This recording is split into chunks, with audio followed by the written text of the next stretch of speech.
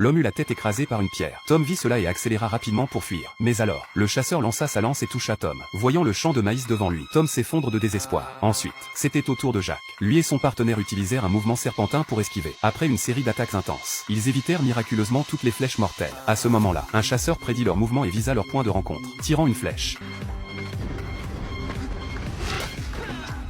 L'un des captifs fut tué sur le coup par la flèche, et Jack adopta immédiatement la stratégie de la tête basse en le voyant. Mais le chef est manifestement plus habile. Il prédit le mouvement de Jack et tira une flèche qui traversa sa taille. Le fils du chef se précipita pour l'achever. Mais juste à ce moment-là, Tom, à peine vivant, le saisit.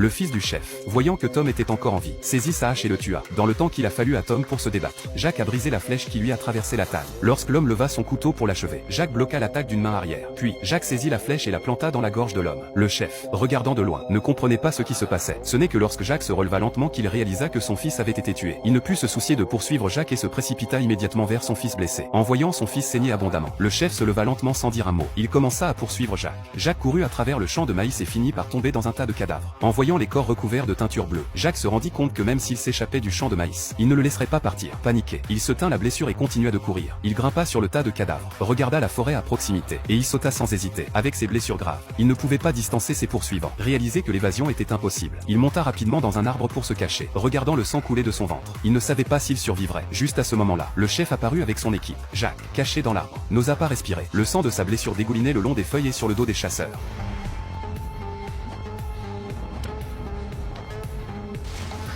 Heureusement, l'ennemi ne le remarqua pas, mais juste au moment où Jack s'apprêtait à fuir à nouveau, il aperçut un panthère bébé caché dans un arbre. Puis, un grognement grave d'animal carnivore retentit derrière lui.